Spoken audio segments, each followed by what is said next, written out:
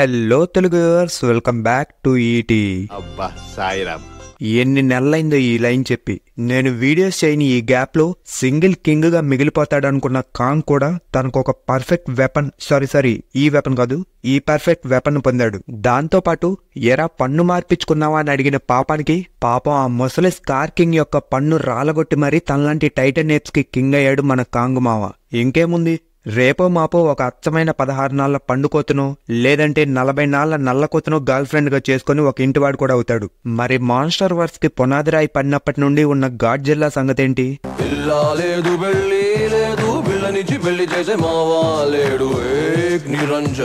తన స్పీషస్ లో ఏ ఒక్కరు ఎందుకు కనిపించట్లేదు, అసలు మిగతా గాడ్జిల్లాలన్నీ ఏమైపోయి ఉండొచ్చు అనే విషయాల గురించి ఈ వీడియోలో తెలుసుకోవటానికి ట్రై చేద్దాం. కానీ అంతకంటే ముందు ఒక చిన్న కమర్షియల్ బ్రేక్.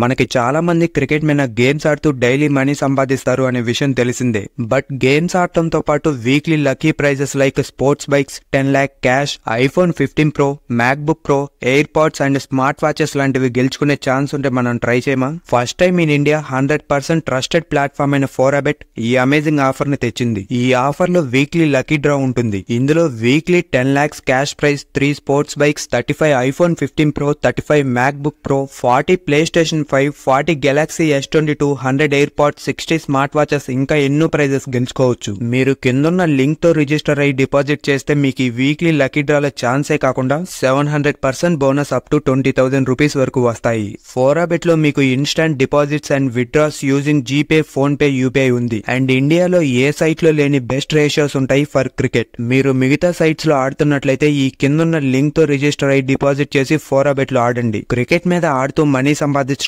కాకుండా వీక్లీ బోల్డ్ అనే lucky prizes like iPhones, laptops, sports bikes etcetera గెలుచుకోండి. ఇందులో ఫైనాన్షియల్ రిస్క్ ఉంటుంది, so play responsibly. All the best. కర్ణుడి చావుకి 1,00,000 కారణాలు అన్నట్టు గాడ్జిల్లా స్పీషియస్ కనిపించకుండా పోవటానికి కూడా చాలా కారణాలే ఉన్నాయి. గాడ్జిల్లాస్ పవర్ఫుల్ టైటన్సే, కానీ ఎర్త్ ని టైటన్స్ రూల్ చేసే టైంలో వాటిని వేటాడే పవర్ఫుల్ ప్రెడేటర్స్ కూడా చాలానే ఉండేవి. ఎగ్జాంపుల్ కి మనం 2014 గాడ్జిల్లా మూవీలో చూసిన మ్యూటోస్. ఇవి రేడియేషన్ అబ్జార్బ్ చేసుకునే టైటన్స్ ని చంపి అలా చనిపోయిన టైటన్స్ డెడ్ బాడీస్ లో వాటి ఎగ్స్ ని పెడతాయి. ఒక మ్యూటో ఒక ఫుల్లీ గ్రోన్ గాడ్జిల్లాని చంపలేకపోవచ్చు, కానీ మ్యూటోస్ మాక్సిమం కేసెస్ లో జంటల్ గానే తిరుగుతూ ఉంటాయి. సో ఒక మేల్ అండ్ ఫిమేల్ మ్యూటో జంట కలిసి టీనేజ్ గాడ్జిల్లాస్ అండ్ యావరేజ్ సైజ్ గాడ్జిల్లాస్ ని చంపగలవు. అలానే గాడ్జిల్లా ఎక్స్ కాంగ్ మూవీలో కానీ మనం గమనిస్తే జస్ట్ గాడ్జిల్లానే కాదు, ఇప్పటి వరకు మనం చూసిన టైటన్స్ అన్నిటినీ కలిపినా కూడా అంతకంటే పెద్దగా ఉండే మెగా టైటన్ స్కెల్టన్ మనం చూడొచ్చు. సో ఈ మెగా టైటన్స్ లాంటి ప్రెడేటర్స్ కూడా గాడ్జిల్లా స్పీషియస్ అంతానికి ఒక కారణమై ఉండొచ్చు. ఇలా అసలే గాడ్జిల్లాస్ కౌంట్ తగ్గిపోయిన సిచ్యువేషన్ లోనే స్కార్ కింగ్ ఏప్స్ మొత్తాన్ని ఒకటిగా చేసి ఎర్త్ పై సుప్రిమసీ కోసం డామినెంట్ స్పీషియస్ గా ఉన్న గాడ్జిల్లాస్ పై మాన్స్టర్ వర్స్ లోనే అతిపెద్ద యుద్ధాన్ని ప్రకటించుంటాడు. దాంతో మిగిలిన ఆ అతి కొద్ది గాడ్జిల్లాస్ కూడా ఆ వార్ తో మాక్సిమం అంతరించిపోయి ఉంటాయి. అందుకనేనేమో ఈవీ పీపుల్ వాళ్ళు గీసిన ఈ ఏప్స్ అండ్ గాడ్జిల్లా వార్స్ కి సంబంధించిన ఆర్ట్ లో కూడా అతి కొద్ది గాడ్జిల్లాస్ పై వాటికంటే ఎక్కువ నెంబర్ లో ఉన్న టైటన్ ఏప్స్ అటాక్ చేస్తున్నట్టు గీశారు. టైటన్ ఏప్స్ కి గాడ్జిల్లాస్ కి వార్ స్టార్ట్ కాక ముందు నుండే ఈ టైటన్ ఏప్స్ గాడ్జిల్లాస్ ని చంపుతుండేవి. ఎందుకంటే గాడ్జిల్లాస్ టైటన్ ఏప్స్ లానే ఒక ఆల్ఫా టైటన్స్. అలా వాటికి పోటీగా ఉన్న ఈ గాడ్జిల్లా స్కిన్ ని పెనట్రేట్ చేయడానికి అండ్ వాటి అటామిక్ బ్రెత్ ని ఎదుర్కోవటానికి వాటి డోర్సల్ ప్లేట్స్ తో తయారు చేసిన వెపన్స్ తప్ప వేరే ఏ వెపన్ కి కూడా అది సాధ్యం కాదు.